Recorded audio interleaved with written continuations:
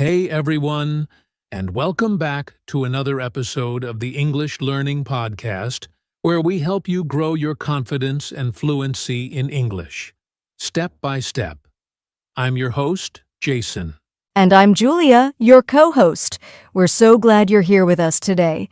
Whether you're learning English from your bedroom, kitchen, or backyard, we're here to help you do it better and smarter. That's right. Today's topic is super helpful for anyone who wants to improve their English without going to a class or hiring a teacher. We're talking about how to learn English at home. And let me tell you, this is something very close to my heart.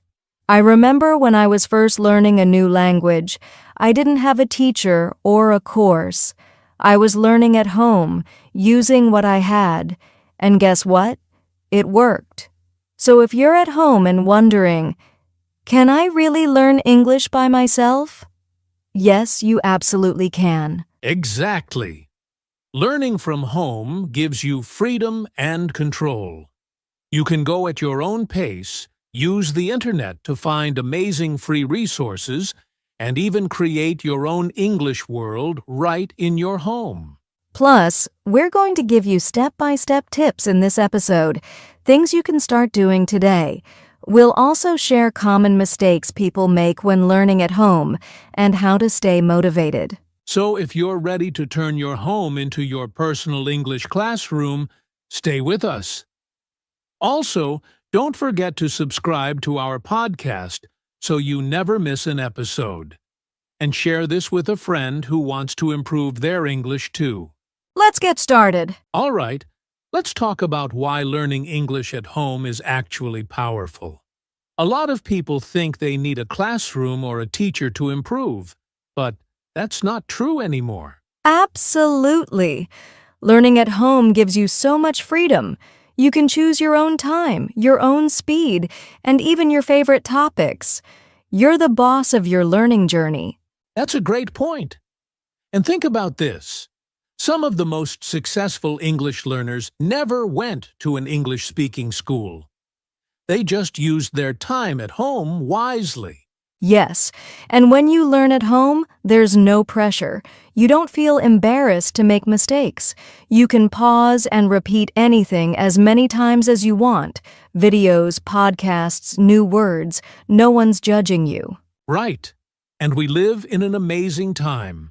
With the internet, you have access to thousands of free English resources, videos, books, apps, websites, all from your phone or computer.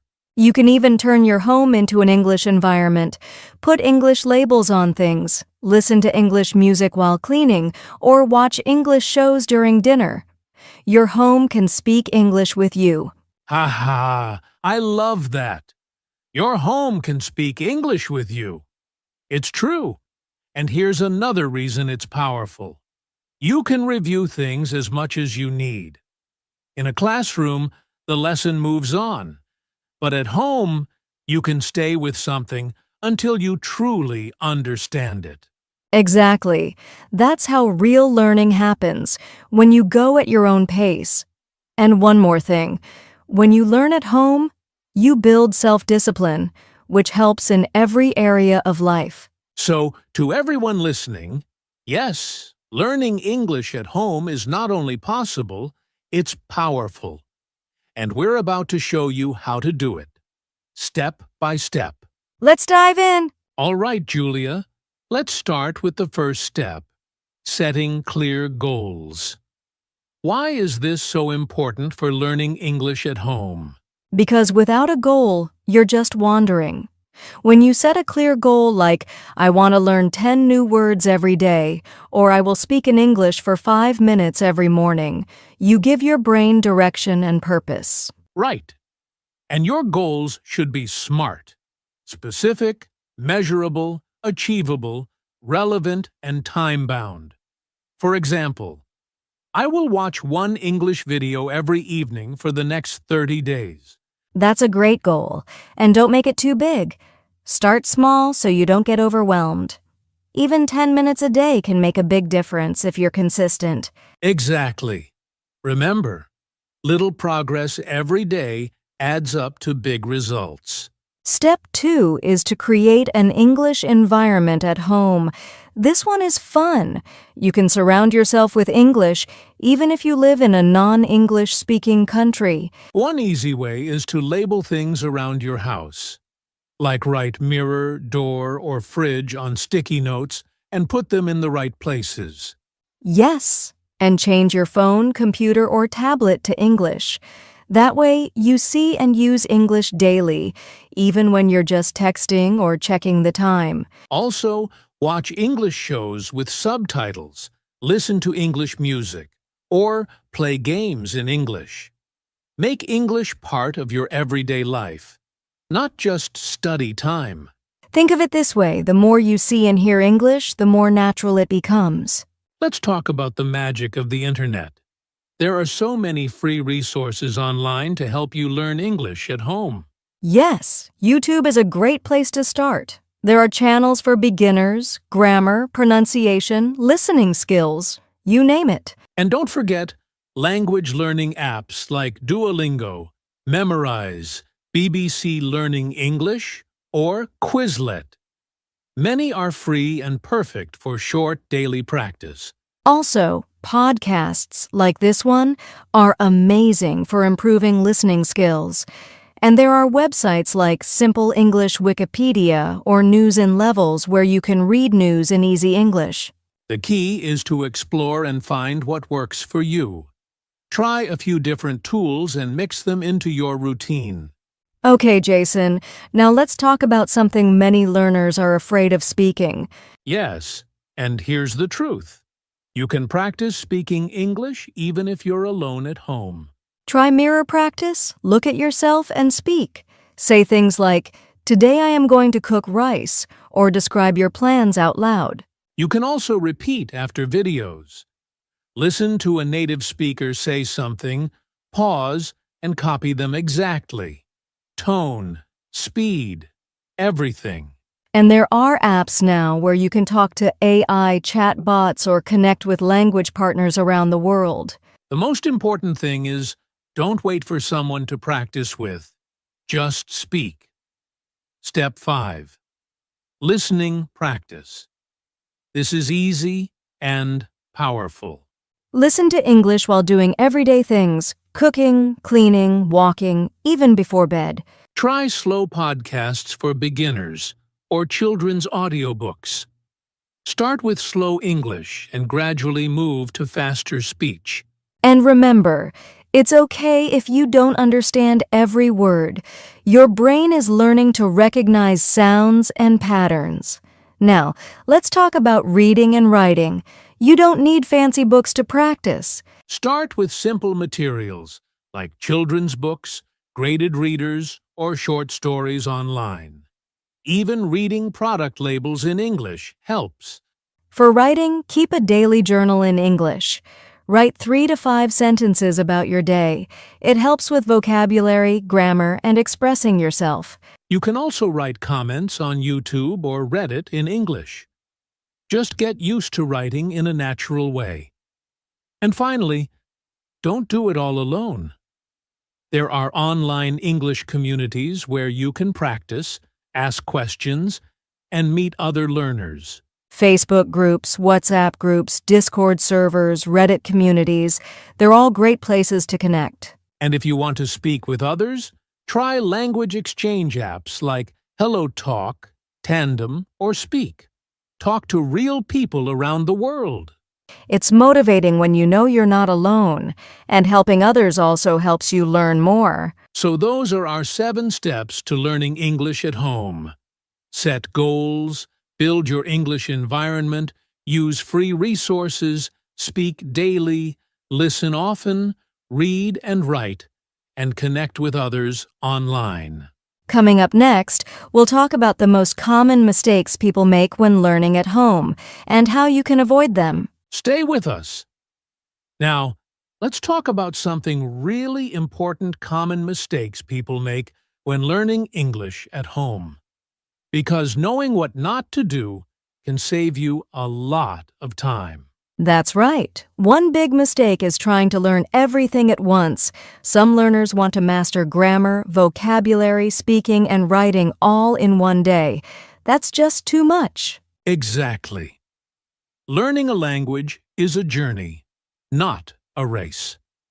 Focus on one skill at a time, like speaking this week, then maybe listening next week. Another mistake is being afraid to make mistakes. Some learners stay silent because they don't want to sound wrong. But here's the truth. Mistakes are how you learn. Yes, every mistake is a lesson. And if you don't speak or write, you never get a chance to improve. So be brave, make mistakes, then learn from them. Also, don't just watch or listen passively. Many people watch English videos but don't do anything with what they hear. That's a good one.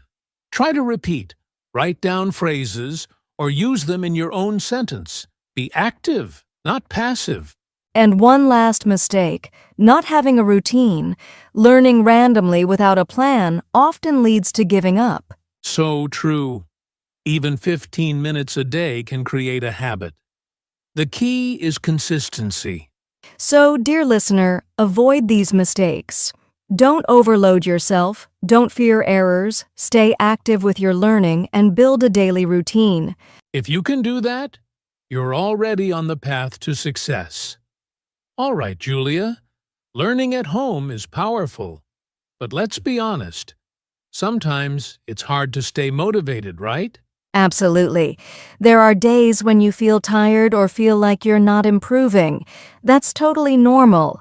But having little systems to stay motivated can make all the difference. One great way is to track your progress. Even a small notebook or a phone app where you write what you learned each day helps.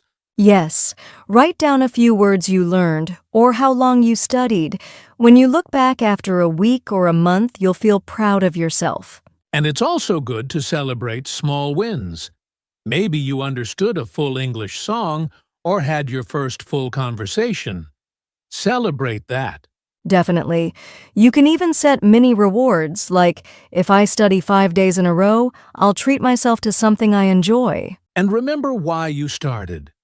Whether it's for your job, travel, school, or just confidence, keep your reason in mind. Progress may be slow, but it's still progress, so be kind to yourself and keep going. You've got this! Before we wrap up today's episode, Julia, let's each share our final piece of advice for anyone learning English at home. Sure, my advice is this: make English part of your everyday life. Don't treat it like a boring school subject. Instead, enjoy it.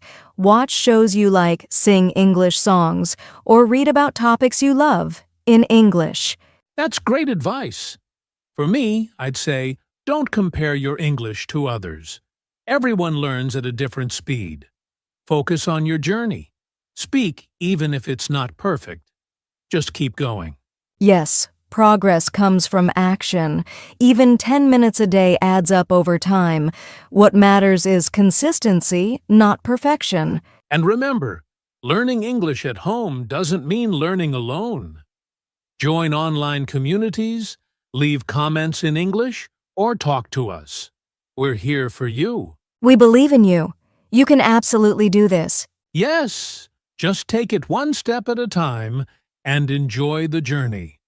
That brings us to the end of today's episode, How to Learn English at Home.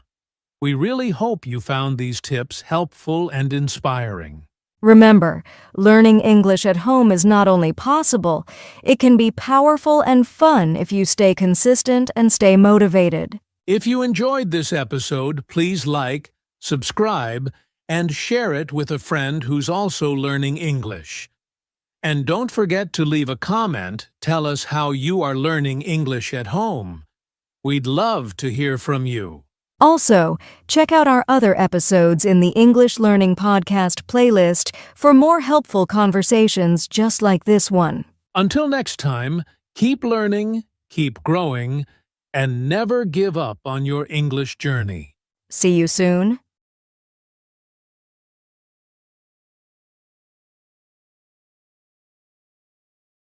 I'm Jason, and with me today is Julia. We're so glad you've joined us.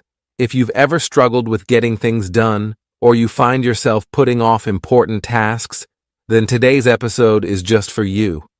We're diving into a topic that almost everyone faces at some point: procrastination.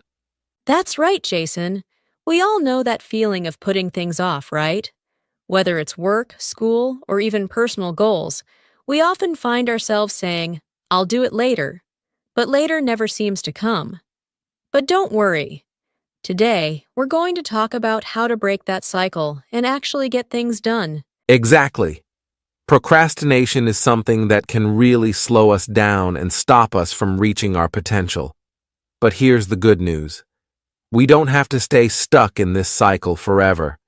There are strategies that anyone can use to overcome procrastination and start making progress on the things that matter most. Right. And the best part is, these tips don't just help with work or school.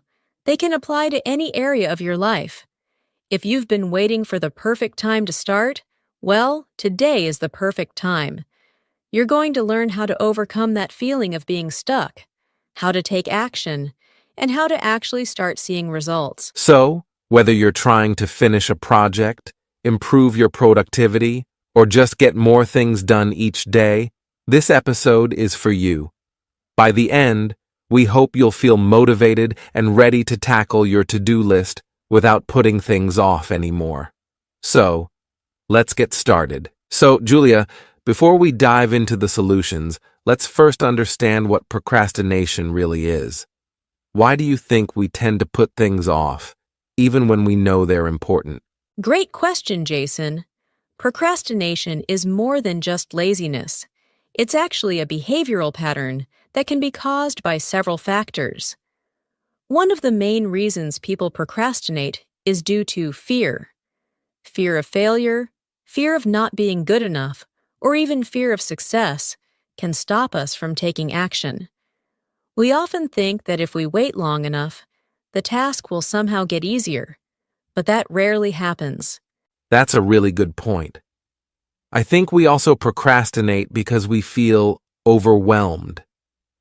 When we look at a big task or project, it can seem so huge that we don't even know where to begin. That feeling of being stuck or not knowing where to start can be paralyzing. Absolutely. And another reason we procrastinate is because we distract ourselves. Instead of doing the important task, we find ourselves scrolling through social media or watching TV. The problem is, in the moment, those distractions give us a temporary sense of relief. But later, we're left with even more stress and guilt because we've wasted time. Yeah, it's like we're seeking instant gratification. It feels good in the moment to avoid the task, but then we regret it later. This is where procrastination becomes a cycle. The longer we put something off, the more stressed we feel about it, and the more we want to avoid it. Exactly. And here's another thing. Sometimes we procrastinate because we don't know how to do the task. We might not have all the skills or information we need, and instead of asking for help or figuring it out, we just push it to the side. That's so true. A lot of times, procrastination is tied to perfectionism. We want things to be perfect, and if we think we can't do it perfectly, we avoid doing it at all. But, as you mentioned earlier, that fear of failure holds us back, and we never even give ourselves a chance to try. Right. And sometimes we procrastinate because of lack of motivation.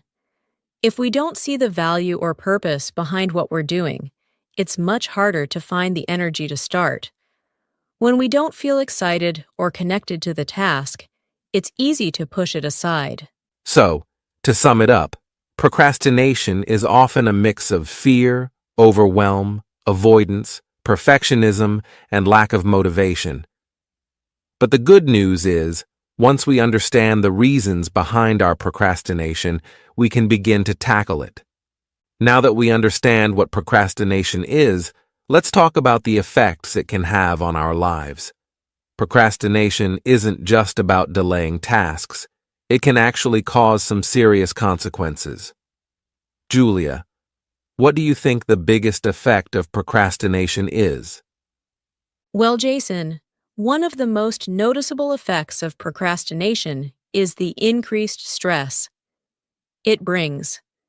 The more we delay a task, the more pressure we put on ourselves. As the deadline approaches, we start to feel overwhelmed, and the stress starts building up. It's like the task becomes a mountain instead of a small hill. That's such a great point. It's like the task gets bigger and bigger in our minds the longer we put it off. And with that stress comes anxiety. You know, the constant worry of, I haven't done this yet. What if I don't finish in time? It really starts to take a toll on our mental health. Absolutely. And then there's the guilt. We feel guilty because we know we could have started earlier, but we didn't. And that guilt only adds to the anxiety and stress. It's like a snowball effect. The longer we avoid it, the worse it feels, and the more we want to avoid it even more. Yes, and it's not just about the immediate task we're avoiding. Procrastination also affects our self-confidence. When we repeatedly avoid things, we start to believe that we're not capable of getting things done. It can make us doubt our abilities and leave us feeling less competent. That's right. And, procrastination can also hurt our relationships. For example, if we keep putting off helping a friend or family member with something important, it can lead to frustration and disappointment on their end. We may even let people down without realizing it. Exactly. And here's another big effect: lower quality of work. When we procrastinate, we're often rushing to finish things last minute, and that's never a good situation. The quality of our work decreases, and we may end up doing just enough to get by rather than doing our best. That's something I've definitely experienced. And Jason, procrastination can also affect our long-term growth. If we keep putting off important things, like learning new skills or taking action toward our goals, we end up stuck in the same place. We can miss out on opportunities for personal or professional development. Yes, and when you think about it, procrastination creates a cycle of avoidance and regret. The more we avoid tasks, the more we regret not taking action earlier, and then the cycle continues. So, procrastination doesn't just delay tasks. It affects our mental health, relationships, work quality, and personal growth. But the good news is, now that we understand these effects, we can take steps to break free from it. Now that we've covered the effects of procrastination, let's dive into the next part of the conversation: overcoming the mental blocks that stop us from getting things done. Julia, why do you think people have such strong mental barriers when it comes to starting tasks? That's a great question, Jason. I think one of the biggest mental blocks is the fear of failure. When we start something new, especially something important, there's always that worry in the back of our minds. What if I don't succeed?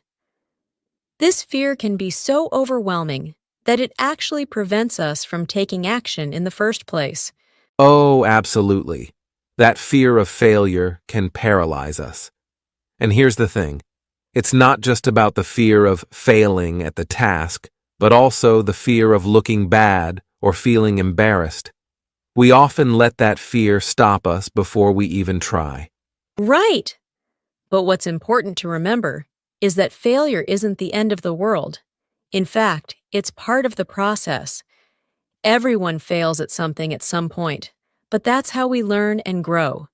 It's better to try and fail than to never try at all. That's so true. And another mental block people face is perfectionism. We tell ourselves, I need to get this exactly right. And if it doesn't look perfect in our minds, we avoid starting it. But the reality is, nothing is ever perfect, and waiting for perfection often just leads to more procrastination. I've been there too. We put off starting because we feel like the conditions aren't perfect, or we don't have all the tools we need.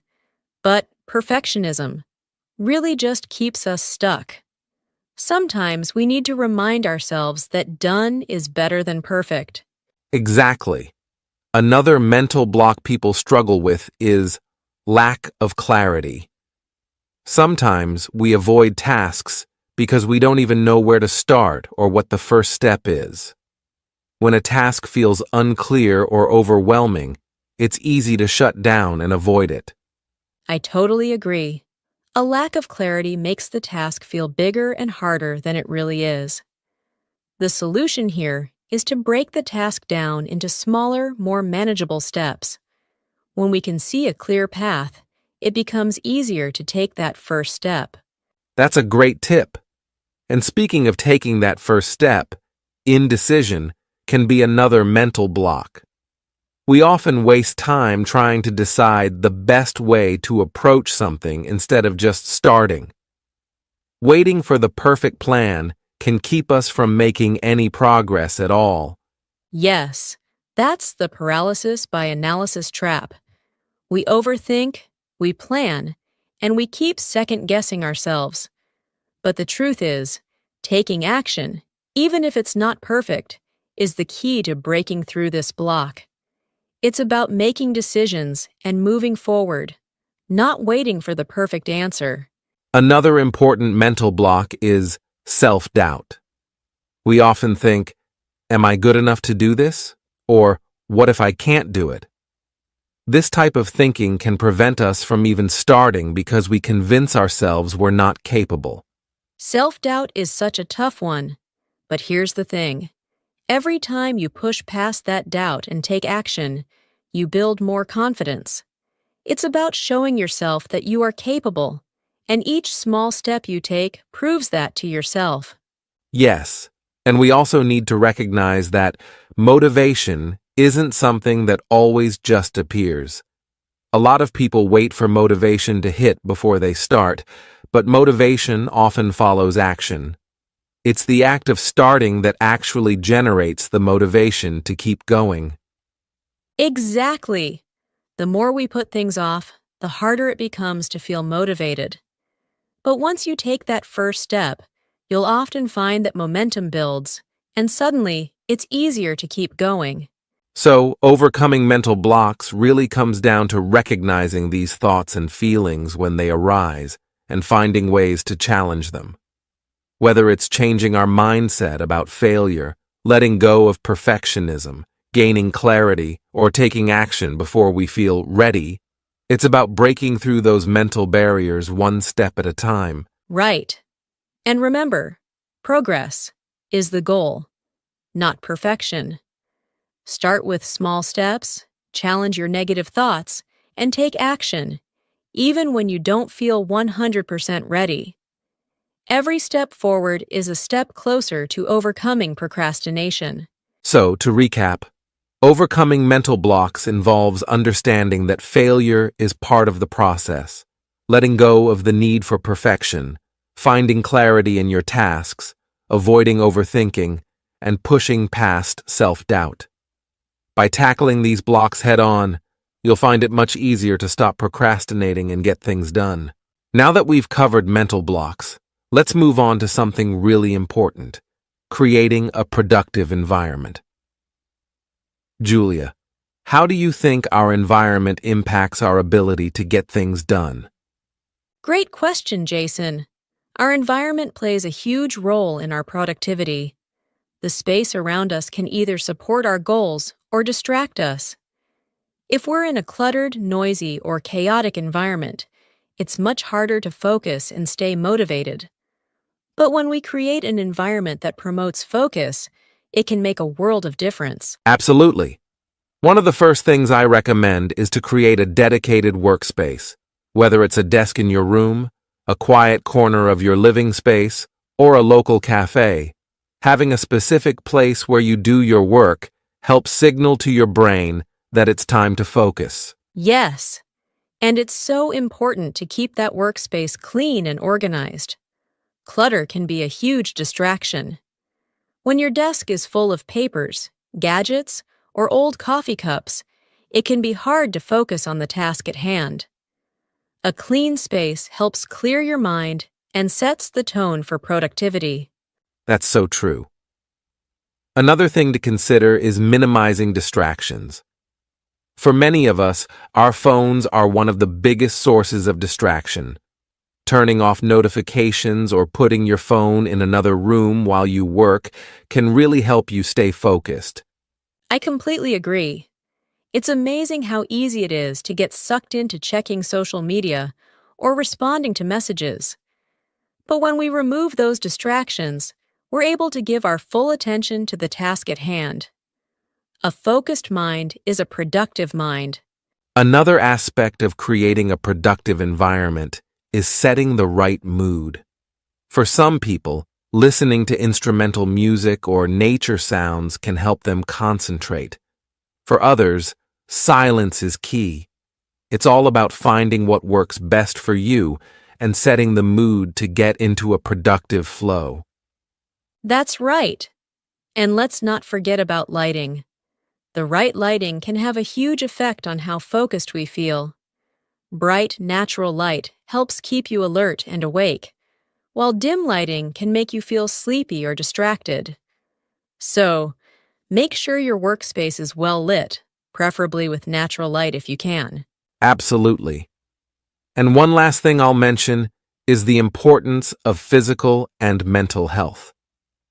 A productive environment isn't just about your space, it's also about taking care of yourself.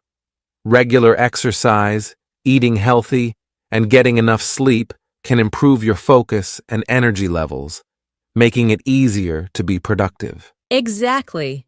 It's a holistic approach. Your physical environment and your well-being go hand in hand. When you take care of both, you'll find it much easier to stay focused, avoid procrastination, and get things done. So, to recap, creating a productive environment involves setting up a dedicated, organized space, minimizing distractions, setting the right mood, and taking care of your physical and mental health.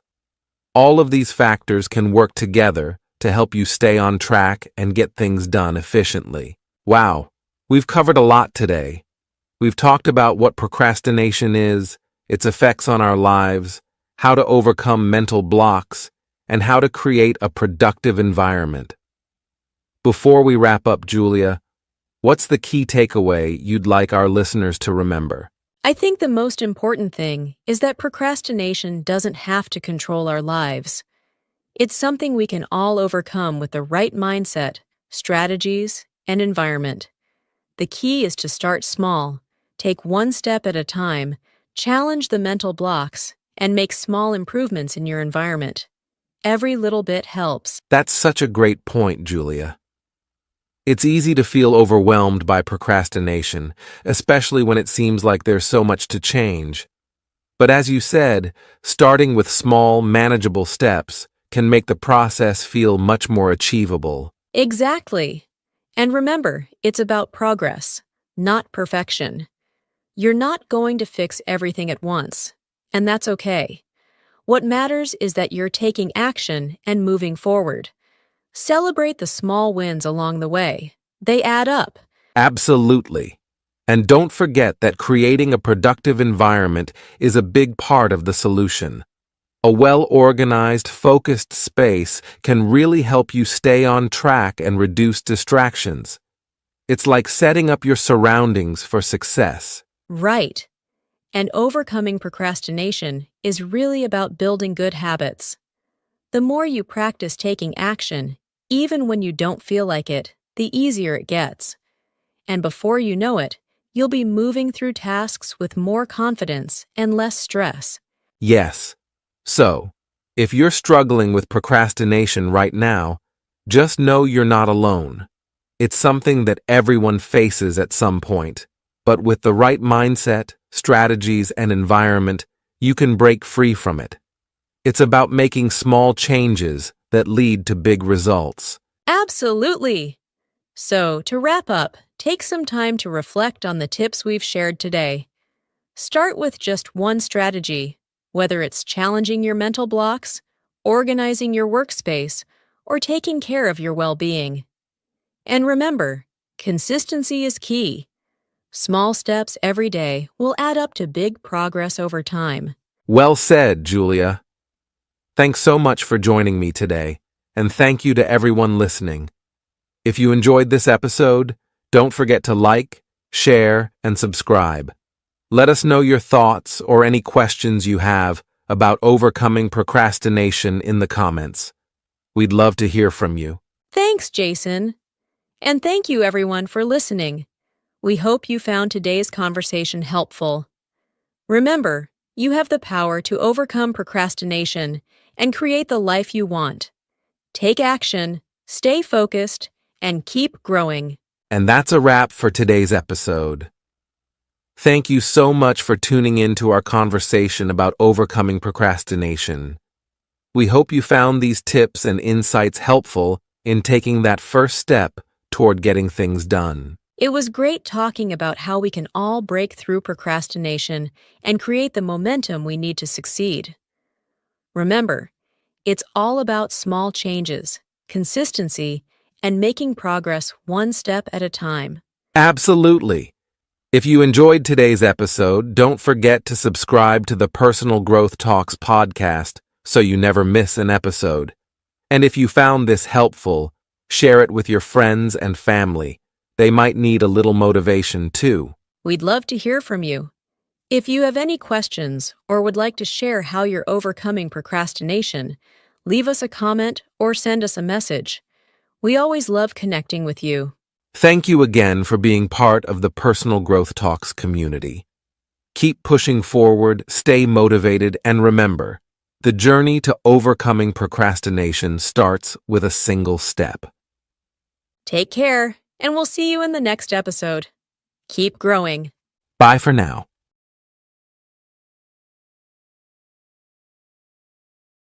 Hi, everyone, and welcome back to the English Learning Podcast. I'm Jason, your host, and I'm so glad you're here with us today. And I'm Julia, your co-host. Thanks for joining us. Whether you're walking, studying, or just relaxing, we're excited to help you improve your English today. That's right. In this episode, we're going to talk about a really important and practical topic, how to talk about your daily routine in English. Yes, talking about your daily routine is one of the first things you learn when studying English, and it's something you use all the time. For example, when meeting someone new, introducing yourself in class, or even in a job interview. Exactly. And by the end of this episode, you'll learn useful vocabulary, common phrases, and simple grammar that will help you speak confidently about what you do every day, from the moment you wake up to the time you go to bed. We'll also share our own daily routines to give you real examples, and we'll help you practice speaking with us. So stay with us and let's make your English more natural, step by step. All right, are you ready? Let's get started. So, let's start with a simple question. Why is it important to learn how to talk about your daily routine in English? Great question, Jason. Well, first of all, it's one of the most common topics in everyday conversations. People often ask, "What do you do every day?" Or, "What's your typical day like?" Exactly. Whether you're at school, at work, or traveling, someone might ask you about your day. And if you know how to answer confidently, it shows that you're comfortable using English in real life. Also, talking about your daily routine is a great way to practice using the present simple tense, which is one of the most important grammar points in English. For example, we say, "I wake up at 7 a.m." or "She goes to work at 9." That's right. Daily routines help you build a strong foundation in English. It's simple, but powerful. You don't need to use difficult words, just clear sentences that help you express your habits. And one more thing, when you can describe your day, you can connect with people more easily. You can share your life, learn about others, and feel more confident speaking. So true. So, even though it may sound basic, it's actually a very useful skill not just for beginners, but for anyone learning English. All right. Now that we know why it's important, let's move on to the words and phrases you need to talk about your daily routine. All right, let's dive into some key vocabulary and phrases you can use to talk about your daily routine. These are simple, everyday words that are super useful. Yes. Let's start with some common action verbs you'll probably use every day. We'll say each word, give an example, and pause a little so you can repeat after us if you'd like. Perfect. First one is wake up. Example, I wake up at 6:30 a.m. Next is get up. This means to leave your bed. Example, I get up at 6:45 a.m. Then we have brush my teeth. Example, I brush my teeth after I wake up. Here's another one, take a shower. Example, I usually take a shower in the morning. How about this, have breakfast or eat breakfast? Example, I have breakfast at 7:30. Next, go to work or go to school. Example, I go to work at 8 o'clock. We also say start work or start school. Example, I start work at 9 a.m. Other helpful verbs, have lunch, finish work, come home, cook dinner, watch TV, go to bed. Yes, let's go over a few of those quickly. I have lunch at 12:30. I finish work at 5.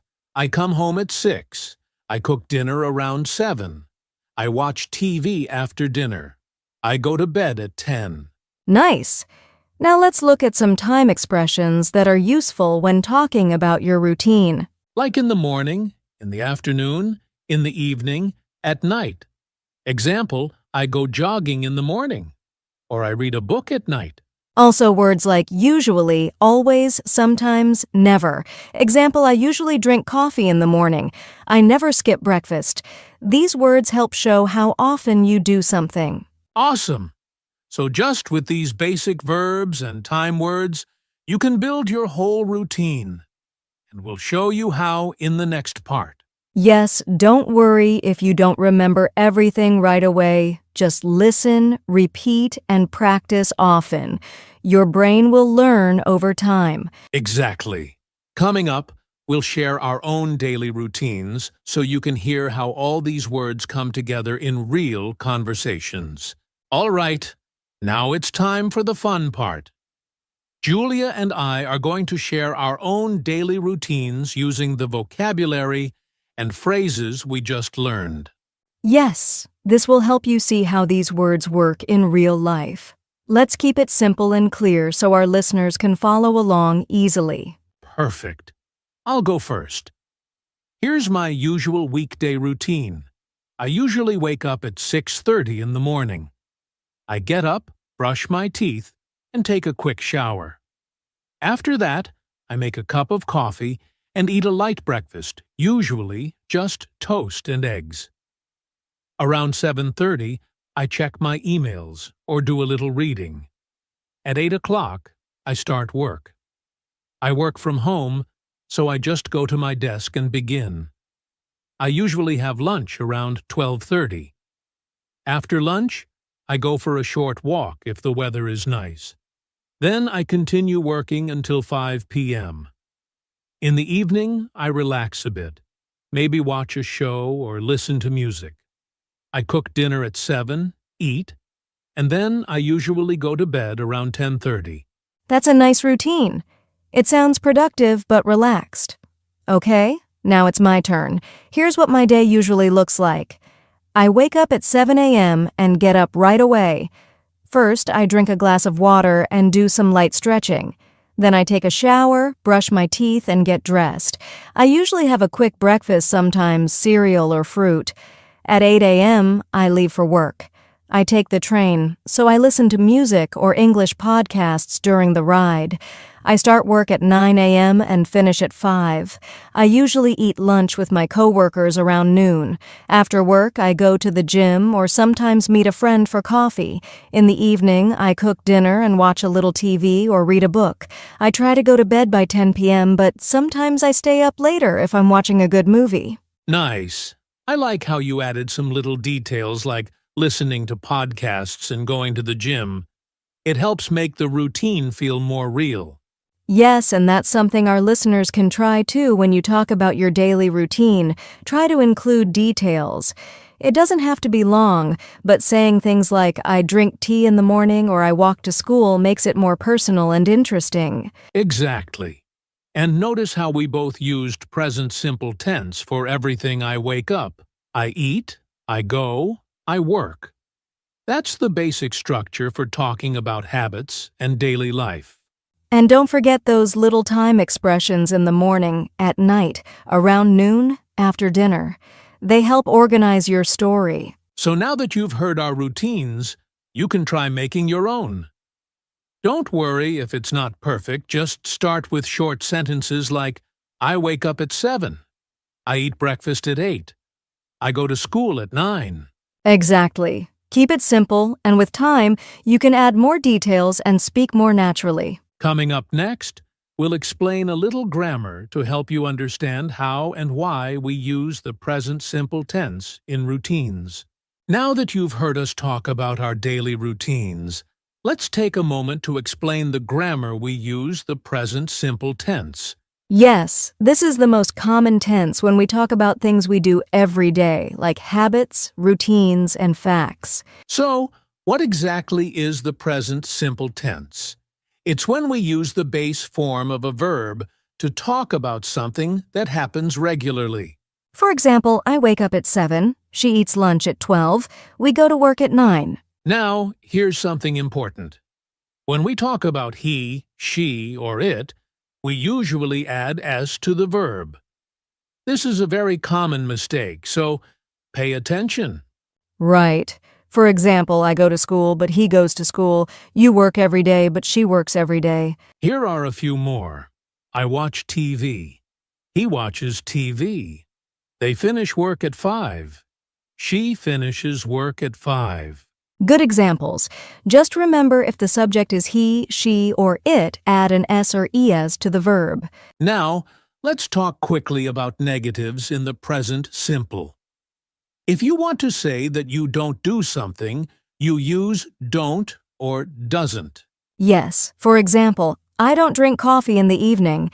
They don't go to the gym on weekends. She doesn't eat breakfast in the morning. Did you notice the verb goes back to the base form after don't or doesn't?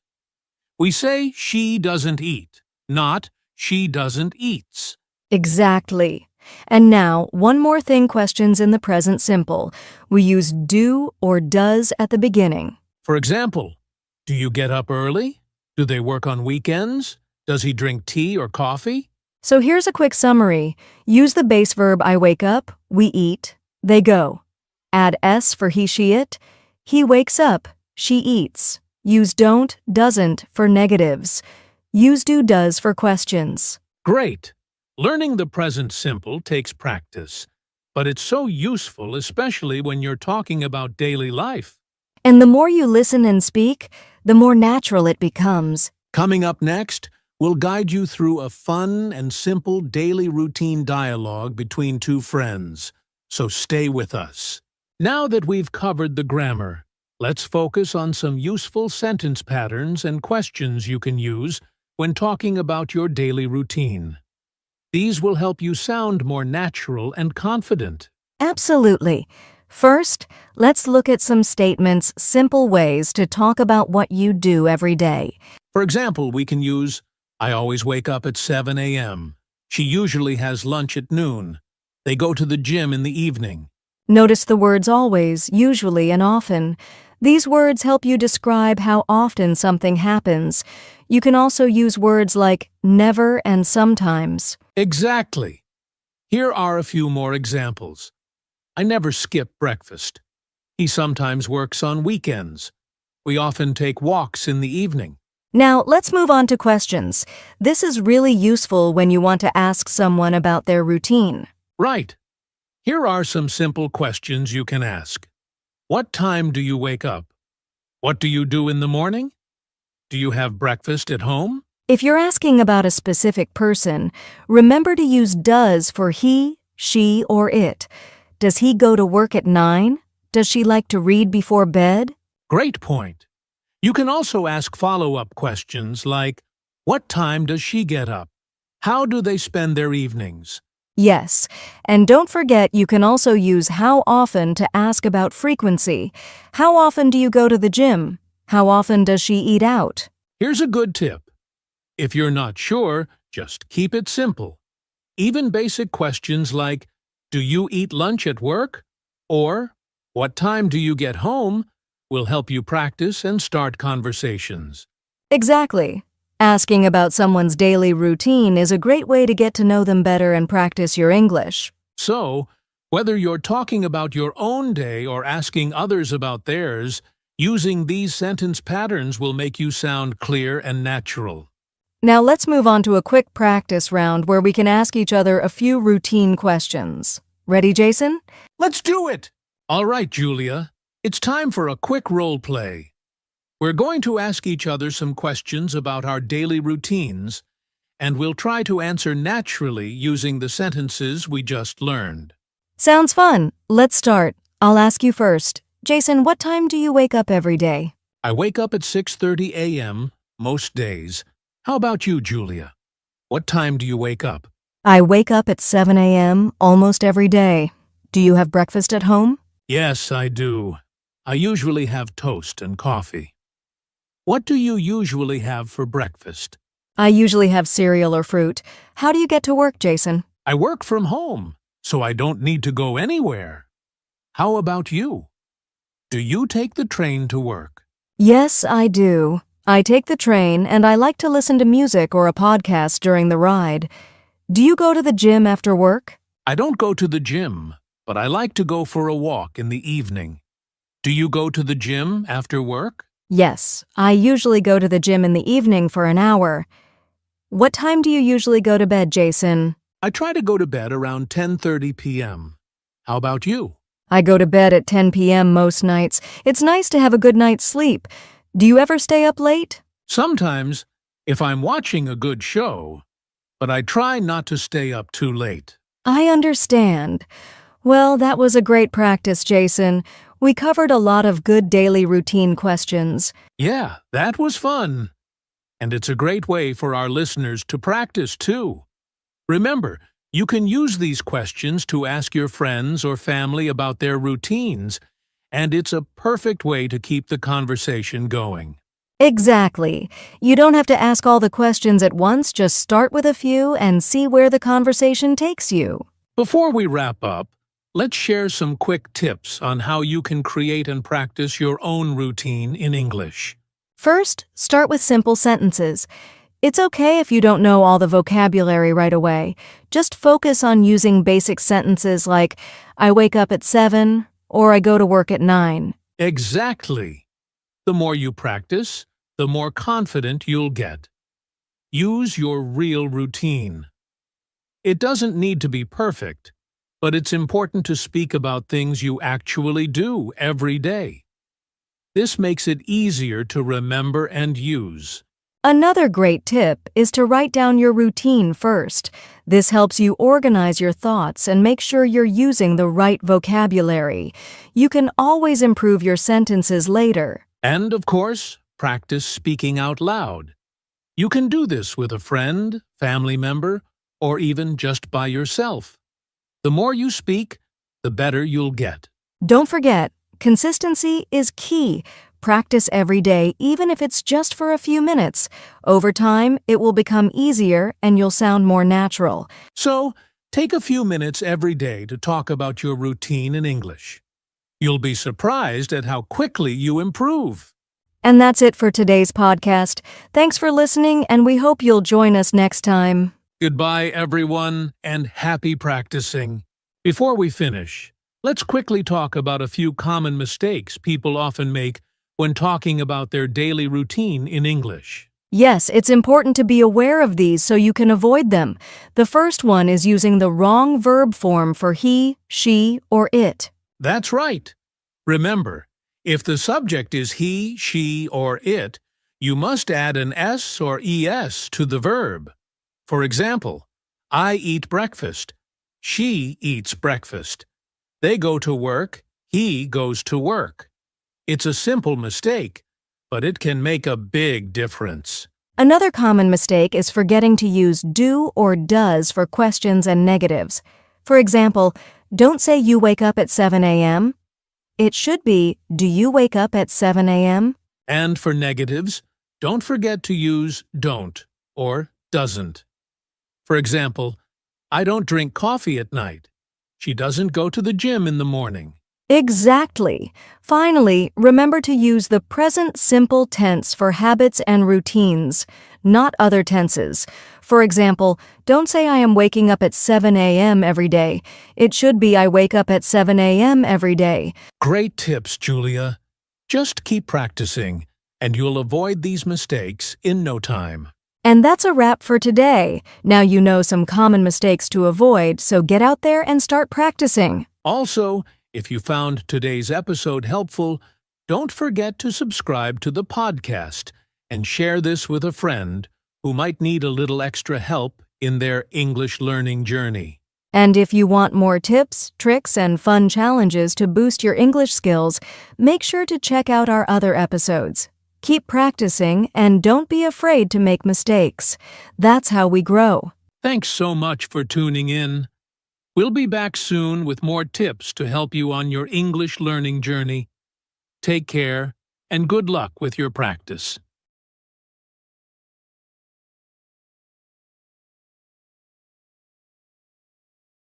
Hey everyone, welcome back to the English Learning Podcast, the place where we help you improve your English step by step. I'm Jason, your host, and as always, I'm joined by my amazing co-host, Julia. Hey Jason! Hey everyone! We're so excited about today's episode because we're going to talk about something that so many English learners struggle with, understanding fast English. That's right. Have you ever been watching a movie or listening to native speakers and it just sounds like a blur of words? You catch a few words, but most of it goes right over your head? Exactly. And then you think, oh no, my English isn't good enough. But here's the truth, it's not your fault. English sounds fast because of the way native speakers connect words, reduce sounds, and speak naturally. Yes.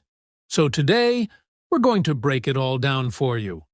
We'll explain why fast English is hard to understand, how native speakers actually talk, and most importantly, strategies to improve your listening skills. By the end of this episode, you'll feel more confident and ready to understand English speakers, even when they talk fast.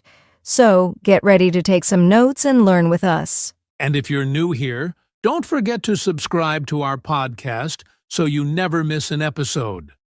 Also, stay until the end because we'll give you some practical exercises you can do every day to train your ears for fast English. All right, Jason, let's get started.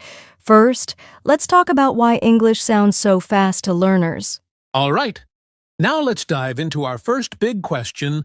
Why does English sound so fast to learners?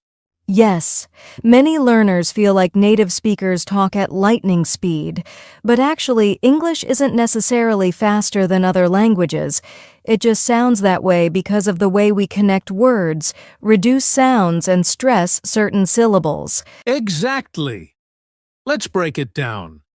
The first reason English sounds fast is connected speech. This means native speakers link words together instead of pronouncing them separately. For example, let's take the phrase, "What are you doing?" A learner might expect to hear each word clearly, "What are you doing?" But a native speaker says it much faster, like, "What you doing?" That's a great example. And here's another one. Instead of saying, "Did you eat?" we often say, "Did ya eat?" Yes. So if you're expecting to hear every single word clearly, it can be really confusing when native speakers blend words together. Right. The second reason is word reductions. Native speakers shorten words in casual speech. For example, going to, gonna, I'm gonna call you. Want to, wanna, do you wanna go? Got to, gotta, I gotta go now. And let's not forget contractions. Instead of I am, we say I'm. Instead of he will, we say he'll. If you're not used to hearing these shortened forms, it can feel like words are disappearing. That's so true. And the third reason fast English is hard to understand is unstressed words. English speakers don't pronounce every word with equal weight. Some words are stressed, and others are weaker and faster. Exactly. Take the sentence, I went to the store. A learner might expect to hear every word clearly, I went to the store. But in real speech, we say, I went to the store. The words to and the become so weak that they almost disappear. So if you're struggling to understand fast English, it's not because your English is bad. It's because native speakers don't speak the way textbooks teach. That's right. But don't worry. We're going to teach you some great strategies to train your ears and start understanding fast English more easily. Yes. Coming up next, we'll talk about the common features of fast English and how you can recognize them. Now that we know why English sounds fast, let's break it down even further. What exactly makes native English speech sound so different from textbook English? Great question, Jason. There are 3 major features of fast English that every learner needs to understand. 1. Linking sounds. 2. Word reductions. 3. Dropped sounds. Let's start with linking sounds. In English, words don't always stand alone, they connect to the words next to them. Right. A great example is turn it off. A learner might expect to hear each word clearly, turn it off. But in real speech, it sounds like turn it off. The words blend together. Yes. And here's another one, I need a nap. It often sounds like I need a nap. The words need and a connect so smoothly that the D sound blends in. That's a great example, and that brings us to the second feature, word reductions. Native speakers shorten common phrases all the time. Yes. Instead of I am going to, we say I'm gonna. Instead of do you want to, we say do you wanna? And instead of what are you doing, we often say what you doing. These reductions make speech faster and smoother, but they can be really confusing if you're not used to them. Absolutely. And that brings us to our third feature, dropped sounds. In casual speech, we don't pronounce every single letter. Some sounds just disappear. Yes, a great example is internet. We don't usually say internet. Instead, we say internet. The T sound gets softer or disappears. That's so true. And here's another one I don't know. Instead of pronouncing every letter, many native speakers say, I don't know. The T sound is dropped completely. Right.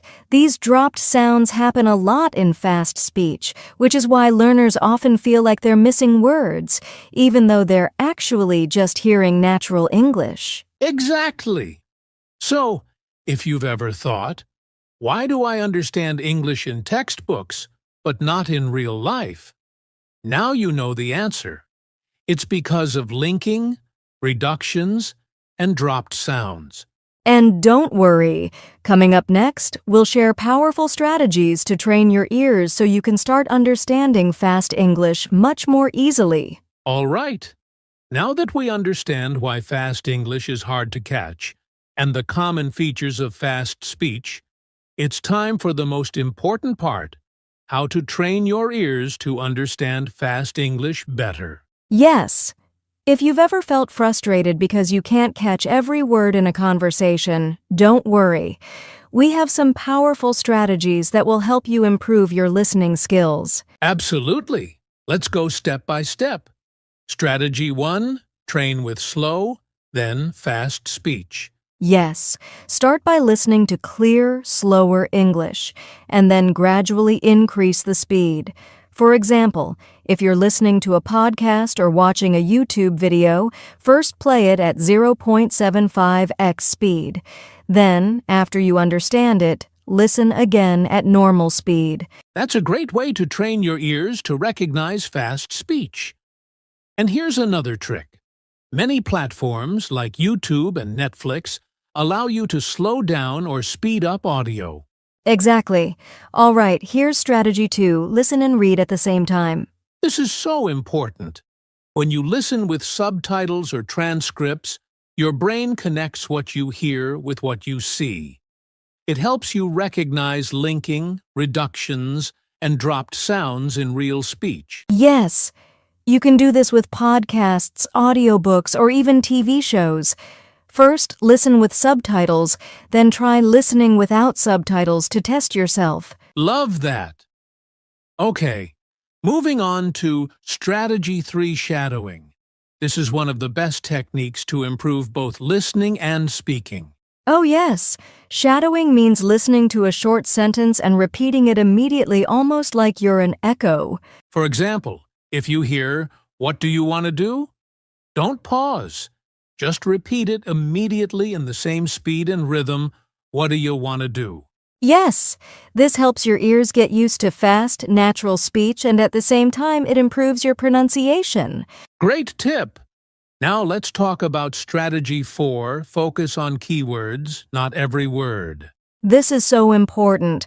Many learners try to understand every single word, but native speakers don't always pronounce every word clearly. Instead, focus on the main words in a sentence. Right. If someone says, "Do you want to grab some coffee later?" Don't try to hear every single sound. Just focus on the important words, "Want a coffee later?" That's enough to understand the meaning. Exactly. And our last tip, strategy 5, listen every day, even for 5 minutes. Yes. The more you listen, the easier it gets. Even if you're busy, try to listen to 5 minutes of English every day, whether it's a podcast, a YouTube video, or even an English song. That's right. Consistency is key. Over time, your ears will naturally adjust and fast English won't seem so difficult anymore. Exactly. So, let's quickly review. Start with slow, then fast speech. Listen and read at the same time. Use shadowing to train your ears and mouth. Focus on keywords, not every word. Listen every day, even for 5 minutes. Great summary, Jason. And coming up next, we'll give you some fun exercises you can do right now to practice these strategies. All right. Now that we've shared some powerful strategies, let's talk about how to practice with real conversations. Because at the end of the day, the best way to understand fast English is to listen to real people speaking naturally. Exactly. When you practice with real conversations, you get used to the way native speakers talk, the speed, the linking sounds, and the natural flow of speech. That's right. So, here are 3 practical ways you can train your ears with real conversations. Let's start with method 1. Watch TV shows, movies, or YouTube videos with real dialogue. Yes, shows like Friends, The Office, or Modern Family have natural, everyday English conversations. And if you're watching on YouTube, look for real-life interviews, vlogs, or casual discussions. That's a great tip. And don't forget, start with subtitles, then turn them off once you feel comfortable. Absolutely. Now, here's method 2. Listen to podcasts with real conversations. Oh yes, many podcasts like this one are unscripted and natural. That means you'll hear real spoken English, just like how people talk in daily life. Exactly. And a great way to practice is to pause after a sentence and repeat what you hear. Try to mimic the speaker's speed and pronunciation. Yes, that's called active listening. Instead of just hearing English, you're engaging with it, which makes a huge difference. Now, let's move on to method 3, have conversations with real people. Yes, if you have an English-speaking friend, practice casual conversations with them. If not, you can join online language exchange programs or even talk to yourself. Talking to yourself is a great trick. You can pretend you're in a conversation and try to respond as fast as possible, just like in real life. That's such a smart way to improve. All right, let's quickly review watch TV shows and videos with real conversations. Listen to podcasts with natural speech practice, speaking with real people, or even yourself. Exactly. And coming up next, we'll share some common mistakes learners make when listening to fast English, and how to fix them. Stay with us. Now, here's a big mindset shift that will change the way you understand English. Stop translating everything in your head. Yes, many English learners try to listen, translate into their native language, and then understand. But this slows you down and makes it harder to follow fast conversations. Exactly. Native speakers don't wait for you to translate. English moves fast, and if you try to translate every word, you'll fall behind in the conversation. That's right. Instead, you need to start thinking in English. So how do you do that? One great way is to train your brain to recognize phrases, not individual words. Yes. For example, instead of hearing "what do you want to do" and translating each word, just recognize it as one phrase, "what do you want to do?" That's a game changer. And another trick, when you listen to English, focus on understanding the meaning, not every word. Yes. If you catch the main idea, you don't need to understand 100% of the words. Native speakers also don't hear every single word clearly, but they understand the message. Exactly. So, let's summarize. Stop translating word by word. Think in English by recognizing whole phrases. Focus on the main idea, not every single word. If you practice this daily, you'll notice a huge improvement in how fast you understand English. Coming up next, we'll talk about how to build confidence in understanding fast English. Stay tuned. Now, let's wrap up with some quick and powerful exercises you can do every day to improve your ability to understand fast English. Yes, these exercises will help train your ears, improve your listening speed, and boost your confidence. All right, here's exercise 1, the 1-minute listening challenge. Find a short 1-minute audio clip from a podcast, YouTube video, or a movie scene. First, listen without subtitles and try to catch as much as you can. Then, listen again with subtitles to check your understanding. Finally, listen a third time without subtitles to test yourself. That's a great daily exercise. Now, exercise 2, shadowing practice. Yes, listen to a sentence and repeat it immediately, just like an echo. Try to copy the speed, pronunciation, and rhythm of the speaker. Perfect. And finally, exercise 3, listen and summarize. After listening to a short conversation or podcast, try to summarize the main points in English. This helps your brain focus on meaning instead of individual words. Amazing. Let's review 1-minute listening challenge, shadowing practice, listen, and summarize. If you do these exercises daily, you'll start understanding fast English much more easily. That's right. And now, let's move on to our final thoughts and a challenge for you to try. Stay with us. Wow, we've covered a lot in this episode. From why fast English is hard to understand to practical exercises that will train your ears, these strategies can truly help you improve. Yes, and the key takeaway is this: don't get frustrated if you don't understand everything right away. Listening to fast English is a skill, and like any skill, it takes time and practice. That's so true. So here's a challenge for you. For the next 7 days, try one of the exercises we talked about today.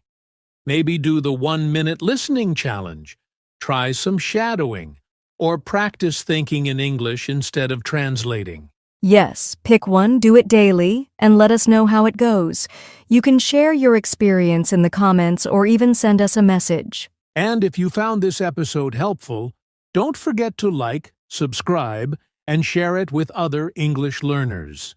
Also, check out our other podcast episodes for more tips on speaking and understanding English naturally.